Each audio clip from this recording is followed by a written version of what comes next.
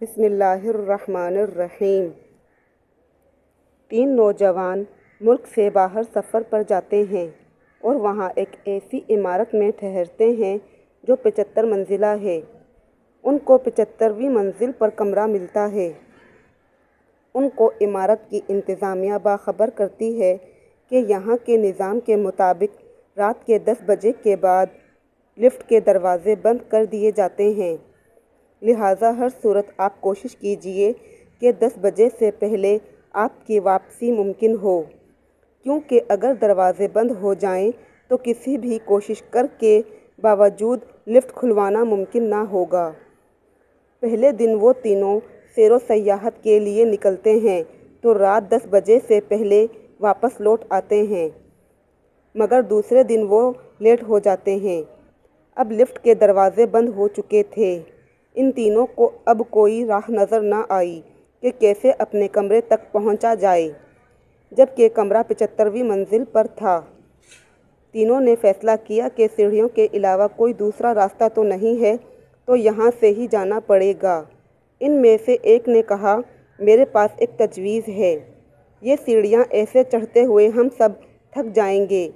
ایسا کرتے ہیں کہ اس طویل راستے میں ہم باری باری ایک دوسرے کو قصہ سناتے ہوئے چلتے ہیں۔ 25ویں منزل تک میں کچھ قصے سناؤں گا، اس کے بعد باقی 25ویں منزل تک دوسرا ساتھی قصے سنائے گا اور پھر آخری 25ویں منزل تیسرا ساتھی۔ اس طرح ہمیں تھکاوٹ کا زیادہ احساس نہیں ہوگا اور راستہ بھی کٹ جائے گا۔ اس پر تینوں متفق ہو گئے۔ پہلے دوست نے کہا، میں تمہیں لطیفے اور مزاحیہ قصے سناتا ہوں، جیسے تم سب بہت انجوائے کرو گے۔ اب تینوں ہنسی مذاق کرتے ہوئے چلتے رہے۔ جب 25ویں منزل آ گئی تو دوسرے ساتھی نے کہا، اب میں تمہیں قصے سناتا ہوں، مگر میرے قصے سنجیدہ اور حقیقی ہوں گے۔ اب 25ویں منزل تک وہ سنجیدہ اور حقیقی قصے سناتے ہوئے چلتے رہے۔ جب 50ویں منزل تک پہنچے تو تیسرے ساتھی نے کہا، اب میں تم لوگوں کو کچھ غمگین اور دکھ بھرے قصے سناتا ہوں، جس پر سب متفق ہو گئے اور غم بھرے قصے سنتے ہوئے باقی منزلیں بھی طے کرتے رہے۔ تینوں تھک کر جب دروازے تک پہنچے تو تیسرے ساتھی نے کہا، میری زندگی کا سب سے بڑا غم بھرا قصہ یہ ہے کہ ہم کمرے کی چابی نیچے استقبالیہ پر ہی چھوڑ آئے ہیں۔ یہ سن کر تینوں پر غشی طاری ہو گئی۔